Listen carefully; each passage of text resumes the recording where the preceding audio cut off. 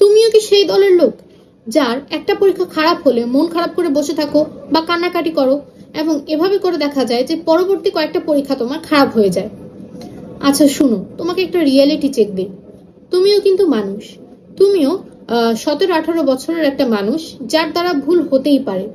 হয়তোবা তুমি সে পরীক্ষাটার জন্য অনেক বেশি এফোর্ট দিয়েছিলে, অনেক চেষ্টা করেছিলে ভালো করার, বাট সামহাও তুমি ভালো করতে পারো নাই, তোমার মার্কস ভালো আসে নাই। বাট এটা তো স্বাভাবিক। মানুষ হিসেবে ভালো না আসাটা, কখনো কখনো হেরে যাওয়াটা স্বাভাবিক।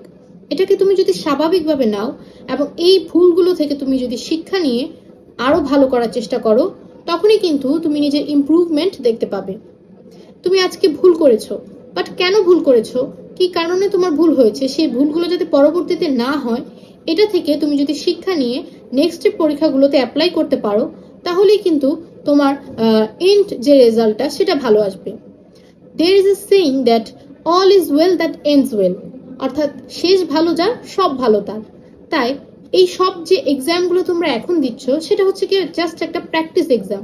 এই এক্সামগুলোর মাধ্যমে তুমি জাস্ট নিজের অবস্থানটা জানতে পারবে, তুমি এখন কোন অবস্থানে আছো, তোমার পড়ালেখা কোন অবস্থানে, এবং তোমার আরো কতটুকু ইমপ্রুভমেন্ট দরকার, তোমার আসলে কোন কোন জায়গায় ভুল হচ্ছে, এটা শুধু তুমি জানবে এখনকার এক্সামের মাধ্যমে। এই এক্সামে কিন্তু শেষ এক্সাম না। তাই অবশ্যই এই ভুলগুলো থেকে, মানে এই এক্সামের ভুলগুলো থেকে তুমি শিক্ষা নিয়ে নেক্সটে অ্যাপ্লাই করবে। বাট কখনোই এরকম করবে না যে আজকের এক্সাম খারাপ হয়েছে, আমার পড়তে ইচ্ছা করছে না, আমি তো চেষ্টা করেছিলাম বাট তারপরও পারিনি, তাহলে আমি আর পড়বো না। এরকম ধ্যান ধারণা কিন্তু তোমাকে তোমার অ্যাডমিশন বলো বা এইচএসসি বোর্ড এক্সাম বলো বেশ হ্যাম্পার করবে। তাই অবশ্যই তুমিও মানুষ, তুমিও ভুল করতেই পারো, এরকম মনোভাব নিয়ে আগাবে এবং সামনে তুমি যাতে এই ভুলগুলো না করো এটা নিজের সাথে প্রতিজ্ঞা করবে। ধন্যবাদ সবাইকে। আসসালামু আলাইকুম।